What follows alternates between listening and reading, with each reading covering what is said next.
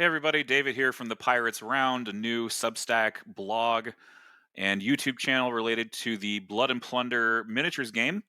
Blood and Plunder 28mm minis game, really fun. It's a great time. I love this game, and I wanted to do a factional deep dive on Juan Corso, which is a force that I've been playing lately. He is a Spanish faction. He is a legendary commander, and let's dive into it right now. Juan Corso. For those of you who are less familiar with the game, Spain is a faction that's all about the ruthless keyword. Ruthless basically means if your stuff has less fatigue than the enemy, you get to get bonuses to your shooting and your fighting. So that's with small arms, not with cannons or artillery. So ruthless is kind of the focus of the faction. Juan Corso is no exception. Let's go into his factional rules. When a ship in this force moves under sweeps, the ship may move an additional 1 inch each time it moves. So if this force has boats, so like your piraguas, your canoes, your longboats, and they're moving under sweeps, that is moving under oars, they get an additional 1 inch each time they move. You cannot break your top speed with this rule. It's important to remember that. So it's really important if you are, say, like in the wind's eye, you need to row. You can row up to 4 inches because the Piragua has galley 4. And if you are Juan Corso, you get to row up to 5 because you have a top speed of 5 on your card. So Piragua's really good with Corso. We're going to get into that a little bit later in the video. But that's basically what I do with the sweeps bonus. If this force is the attacker in a scenario, it may choose to have the night limited visibility scenarios rules in effect, or it may add a piece of island or shoal terrain no larger than 10 by 10 if appropriate. So, um, I am a huge fan of the night rules. This might be to my detriment, though I've had some discussions with some of my gaming partners lately, and we've determined that night may be damaging me more than it's helping me.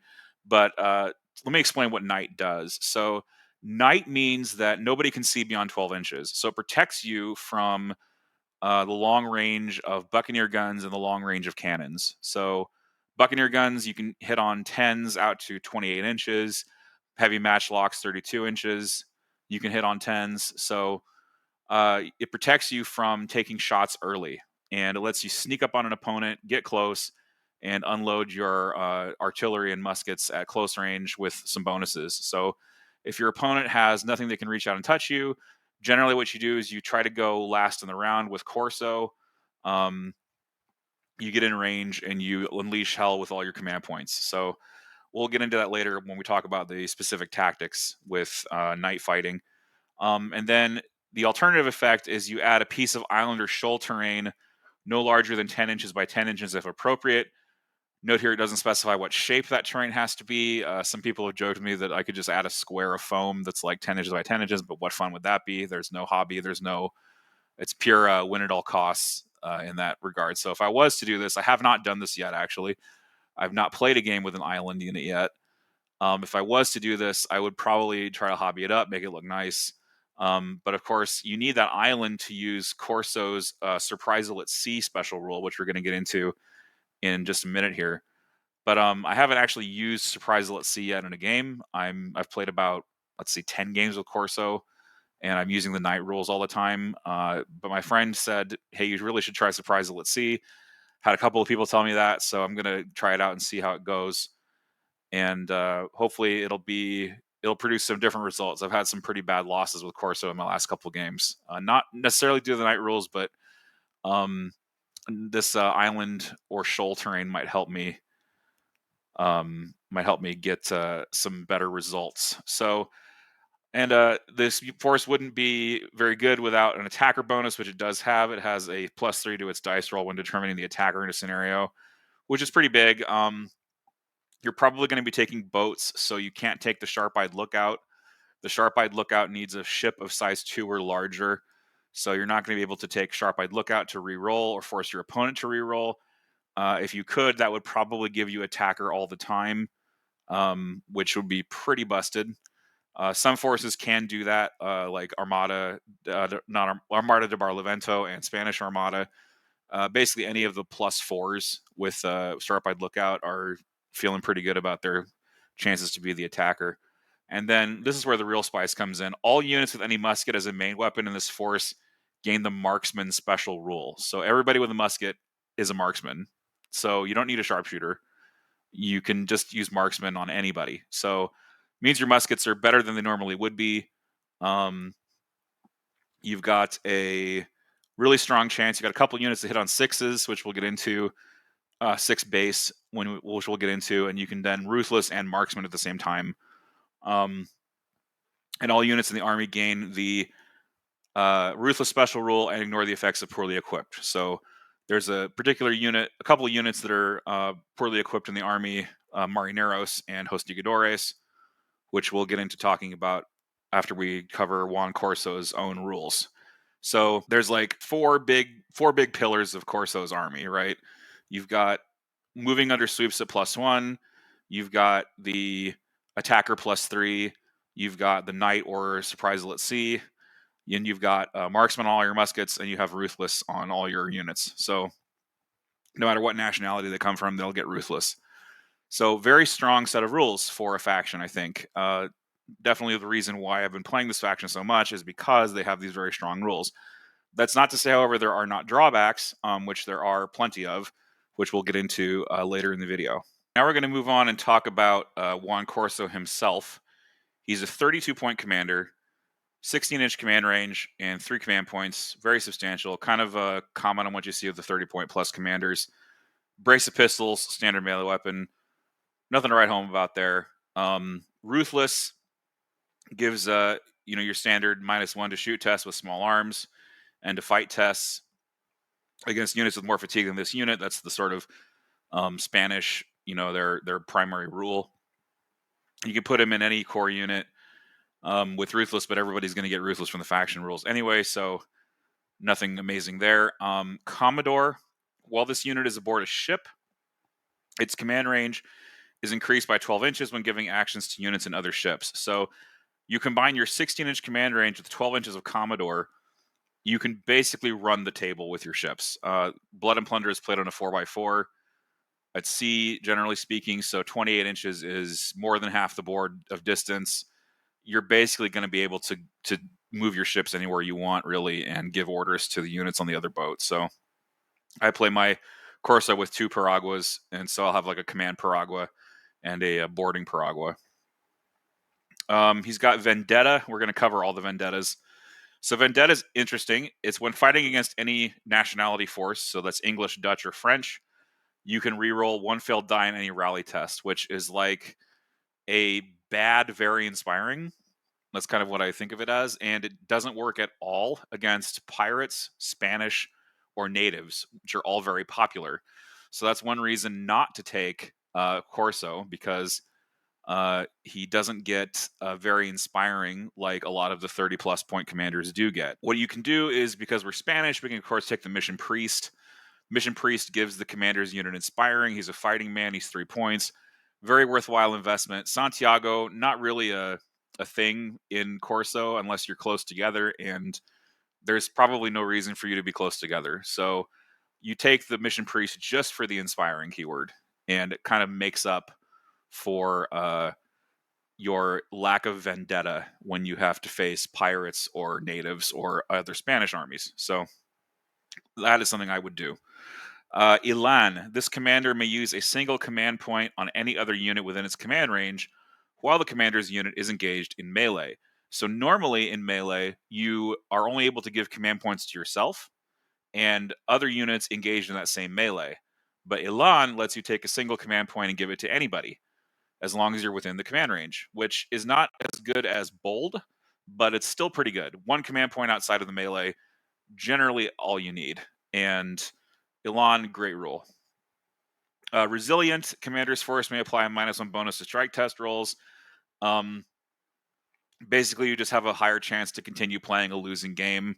I don't really encounter this rule that much. I think I encountered it once in 10 games, and it didn't really do anything. And then Surprisal at Sea. This is the spicy stuff.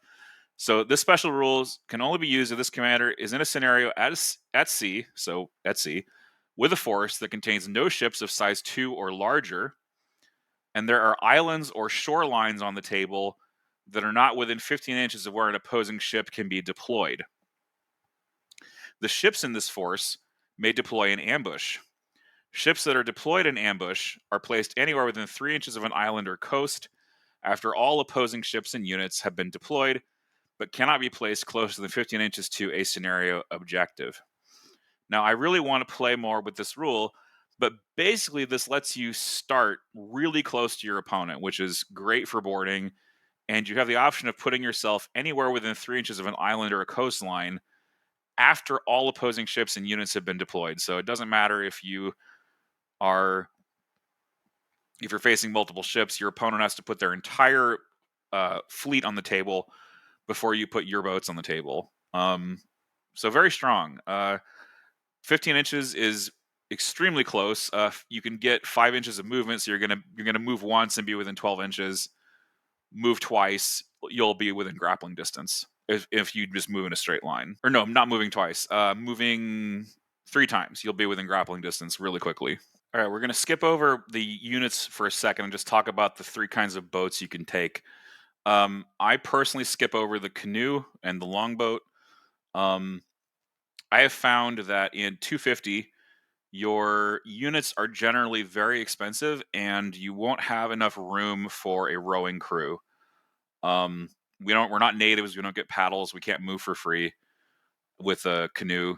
And the longboat is kind of like this kind of middling thing. I don't really think it's very good. So you're going to focus on piraguas, and you have two options. You can take a piragua with a chaser or a piragua without a chaser.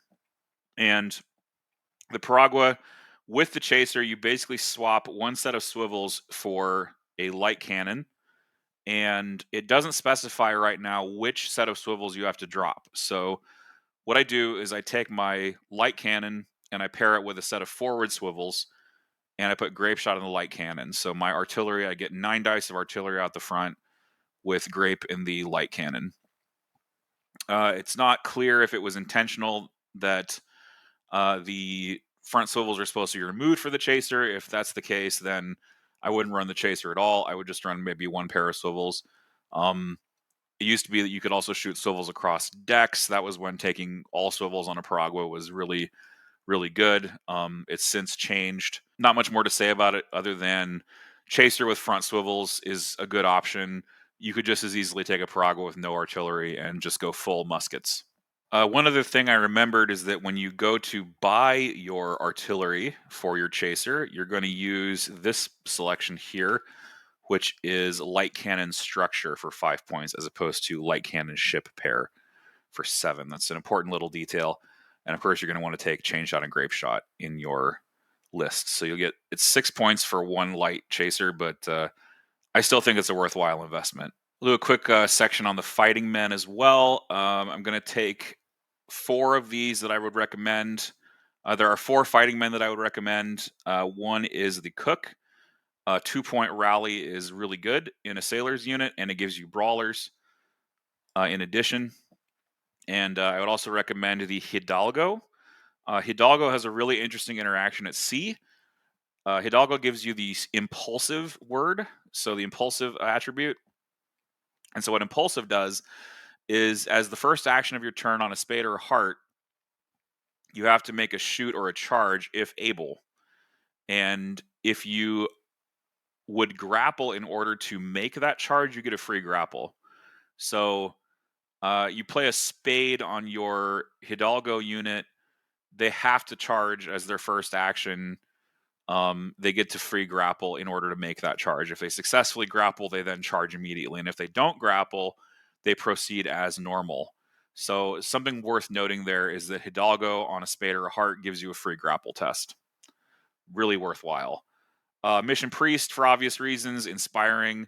Santiago, not amazing. Definitely better than taking a regular musician, I think, because musician downgrades you to standard melee. Terror is sometimes it's great, sometimes it's not great. Terror maybe causes your opponent to rally a couple times. And then the other guy that I would look at here, Reformado, certainly a decent pick if you're able to fit him in there. Again, free grapple, fight, or charge on a command point. Very strong. And then Son of Neptune is the last one that I would look at, which is your grizzled veteran for sailors. Gives you expert sailors, gives you tough on a unit as well. And tough is nice because it lets you remove some fatigue without needing to spend actions. Next up, we're going to talk about core units in the Force. There's 4 listed. Really, there's only 3 because you have to choose between a couple of them. Marineros are your standard sailor. They're very good at melee fighting. 5 fight, 7 fight save. Not very durable. They won't last long, but they certainly will hit hard with abrasive pistols. I like to use them as a generic sailor for Juan Corso, since they are abrasive pistols and Corso's abrasive pistols. They have Ruthless. They have Poorly Equipped, which because you're Corso, you ignore. Artillery crew can be useful if they're manning a swivel or a cannon. And then sailors, of course, you can use them to sail the ship. So they also can take stink pots, which are really useful for boarding. Stink pots don't require you to roll dice. They just shut down defensive fire in a section until that unit activates again. So really, really good option there if you are interested in boarding. Next, we have Corsarios. Corsarios are the sort of, what do you call it? The unit after which the faction is named. They are basically professional soldiers, but they are also sailors at the same time. Professional soldiers, the Soldados, have the same stat line here: 5-6 fight, 6-7 shoot, 5 resolve. Basically, they are professionals. They can also take plug bayonets for points. They can exchange matchlocks for firelocks. This matters at night because match cords glow at night. And if you have to extinguish your match cords to hide at night, you can't fire until you relight your match cords, which takes a dedicated action. It's important to remember that if you're fighting at night, to make sure you switch matchlocks for firelocks on this unit. At 6 points, I like Corsarios because they have the 6 score of shoot and they have the 6 fight. They last a pretty long time. They also have Swordsman, which is a defensive buff. You'll tear apart an enemy gun crew if you board them and they can only have standard melee weapons to fight you. You'll have a lot harder time against people who use abrasive pistols because Swordsman doesn't work on abrasive pistols. So if you're fighting against like pirates, say, you're going to have a much harder time. Their 6 fight save, though, makes them stick around a lot longer than, say, a Marineros would in the same situation. And they have muskets default, so they get the marksman ruthless combo on their musket shots. So definitely worth considering. My latest iteration, I'm taking 10 of these, which is quite a lot, but hey, you need a lot to get stuff done. Their biggest problem, I think, this is their Achilles heel, is they have a shoot save of 7, and boats don't grant hard cover. So you're paying 6 points for a unit that is only saving on a 7 in a boat. So you better get aboard and into melee as fast as possible to use that 6 fight save over the 7 shoot save. Plus, if you're on board a ship, you get that hard cover bonus as well. So you're going down to a 5 fight save and possibly down to a 4 fight score with Ruthless. So definitely need to get those Corsarios on board the ship, enemy ship, as soon as possible to make them stick around as long as possible. Next up, we have Hostigadores. As you can see on the screen here, incompatible units in faction, Corsarios and Hostigadores. I definitely prefer Corsarios over Hostigadores. Hostigadores have no option to swap matchlocks for firelocks. So you have to do the whole extinguish match cords at night, and then you turn them back on with a command point action. What the Hostigadores do have, however, is a 6 shoot score or shoot save, which I used to use them as rowing crew, because what I could do is I could use them to tank hits for my more valuable European sailors, which we'll get to in just a second. So I would have Hostigadores manning the sweeps because they were able to be used as chaff for European sailors. You don't need that many Hostigadores to crew a sweeps. You need like 4 or 5 to crew a sweeps. And I also have a bad resolve. 6 is not very good, as opposed to 5 on sailors and Corsarios. So I definitely prefer Corsarios over Hostigadores in my Juan Corso lists. And lastly, we have European sailors. European sailors are well known, I think, to a lot of players because they have a 6 shoot score and are 4 points base. And you take their pistols away and give them muskets, and they are very competitive shooters. And you can give them marksman in this build, and they get ruthless. So if you have both triggering simultaneously, your shoot goes down to a 4 base, which is Really good. That's grape shot tier. The trick with them is that you need actions to trigger marksman. So you want to make sure they don't have fatigue. You want to make sure that you play clubs so that you can spend an action to get that marksman going. Marksman isn't dedicated, so you could rally and then use 2 actions on a club to marksman shoot, or reload first and then 2 actions on a club to marksman shoot. Um, European sailors, I think, are staple just because they're a 4-point unit with a musket default or musket exchange here, and then they have a 6 shoot. So they also have battle hardened, which not that useful. They're probably not going to be in melee combat, but if they do have to board, they'll take less fatigue from fighting. So that's super useful. And of course, they have sailors and artillery crew like your standard sailors do, and they are core in Juan Corso. So you're gonna take maybe 1 or 2 of these in your list. I usually end up taking 2. 10-man units with firelocks, and that's all I give them. Next, we're going to talk about the support units in Corso, which is Lanceros, Milicianos Indios, and Marineros Piqueros. Lanceros, I'll just say they're basically built for land games. So you're probably going to take them on land and amphibious scenarios. So I generally play Corso at sea. I don't really look at Lanceros that hard because we have the Marineros Piqueros, which are fundamentally the same unit as Lanceros. They just have different skills. They're more sailor orientated. So they have sailors, they have artillery crew, as opposed to all this stuff like skirmishers and elusive. Elusive doesn't work on boats. You have because boats are considered structures, and elusive says right here not inside a structure. So, and then scouts doesn't really matter. There's no rough terrain on a boat, and skirmishers isn't really used because you want to stay on your opponent's ship when you charge. You don't want to skirmish back. So Lanceros kind of non-factor for sea games. Piqueros, like I said, they've got the 6 shoot. They've also got artillery crew, and they've got sailors.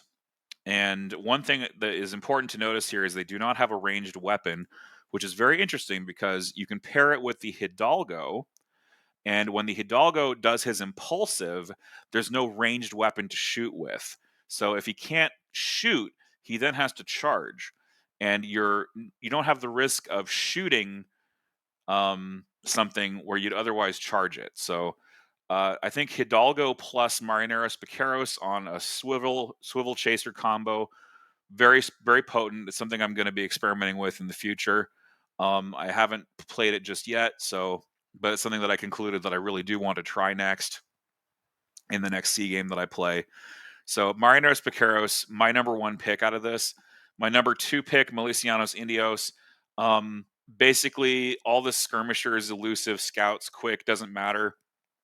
What matters more is that you have a 6 shoot save, which is really good for your force because it's about as good as you're going to get in your force because you're using boats with no hard cover.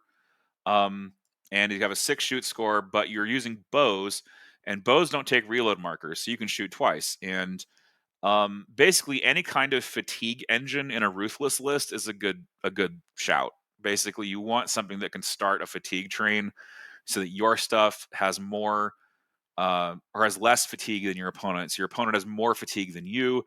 You have less fatigue than your opponent. You're trying to get a snowball rolling of fatigue so that you get ruthless triggering all the time and getting better scores. Lucianos Indios definitely is something to look at in your Corso list if you're looking for that fatigue engine. I personally don't use them. I'm looking at Piqueros. I only run 4 units, so I only get a choice of 1 support. I think the Piqueros as sort of like a tank unit with the Hidalgo for the free grapple, and it's definitely something that I'm looking at. You just have to make sure that they abandon the swivels before the Hidalgo takes his turn, because if you are assigned, I don't believe you can charge. So make sure you abandon um, your artillery before that happens in order to get that free charge rolling. And as I'm recording here, I realized I forgot to include some key sequences with the Indios. The reason bows are so good, I think I didn't mention why they were so good, is because they don't take reloads. So if you're on a club, you have 3 actions since you're trained. You can shoot, take a fatigue to shoot again, and then take a 3rd action to rally that fatigue off. And that's usually a good sequence there. You could also shoot shoot, and then command point shoot again in a different turn from Corso.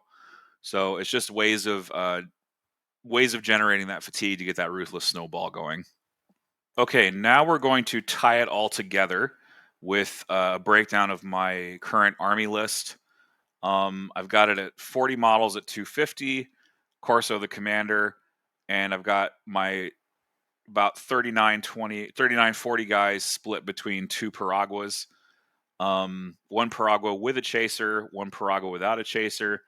The Paragua with the chaser is my sort of aggro boat that I'm going to be using to approach the enemy with. I've got a swivel gun pair, light cannon, and grape shot combo on the front, on the nose of the Paragua. And that's going to be crewed by this unit of Marineros Piqueros with a Hidalgo. So they get the impulsive charge when they're able.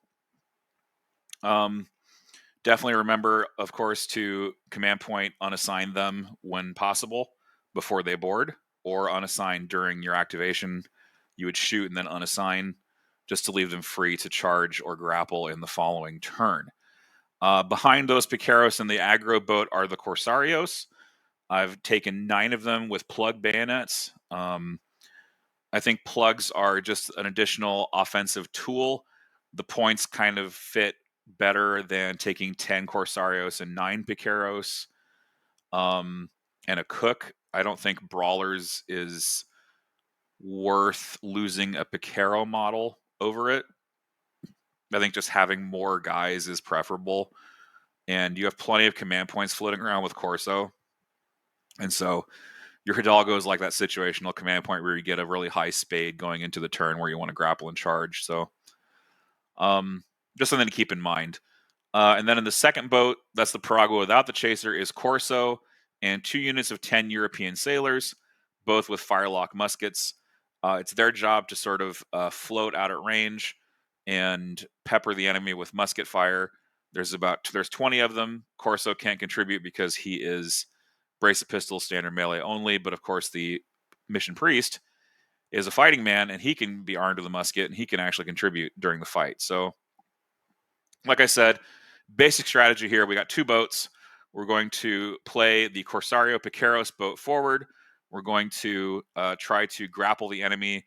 We're going to utilize artillery and musketry from the Corsarios on the way in to create some fatigue. And then the European sailors are going to respond, or not respond, but they're going to follow up with marksman ruthless shots and try to do some casualties, do more fatigue, cause problems for the enemy. Make sure their grape shot cannons can't shoot back at us. Just something tactically too. Boats are hard to hit with round shot from cannons. Grape shot is your big enemy. Grape shot and swivel guns and other small arms behind hard cover are your big enemies. So just be aware of your opponent's musketry. Try not to approach the midsection of a frigate with grape shot. You're going to get torn up. Go for the rear deck is my usual advice. Also, be very aware that boats are susceptible to being rammed. You never want to put a boat in front of a ship or let that boat turn into you and ram you. Ramming is very bad. If you get rammed by a ship, not only does the Paragua take damage, you have to take a flat 5-up across everybody in that boat. So imagine a full Paragua getting struck by a frigate and having to roll 5-up for every model in that boat. So all 20 models in that boat, and then having to take a percentage of them as casualties because you are rolling 5-up mortal wounds. You don't get to save against it. So every 5-up you fail is a man tossed overboard. So ramming, very bad. Don't let that happen if you can help it. Definitely lost my share of games to ramming because I'd misjudged the timing of a move, and my opponent turned into me and rammed me and killed like 8 dudes. So that's devastating. You never wanted that to happen. Likewise, grape shot, of course, getting hit by 12 dice of grape shot off of 3 mediums, you're probably just going to lose because you can't really resist that level of fire. So that said, kind of laid out the strategy for you already. Corso has plenty of command points to go around. There's no reason to run the 2 ships particularly close together, other than if you're playing at night, you need to make sure that you're close enough to see the enemy and close enough to deliver the goods. That is the shots, the muskets. And you want to make sure you get on board the enemy ship and stay on board the enemy ship as long as possible, because you're then able to utilize the hard cover of their structure, because you have guys in their ship that is usually reinforced with bulwarks, or we have reinforced bulkheads if they're a sloop, or if they're a regular ship like a brigantine or a frigate, they'll have hard cover automatically. That's about all I have to say about Juan Corso. Thanks for watching this video. If you enjoyed it, like, subscribe, ring the bell. Substack, go to wintermoonwargaming.substack.com. Look at the Pirates Round page. I don't think there's anything up there yet, but there will be soon. And thanks for watching the video.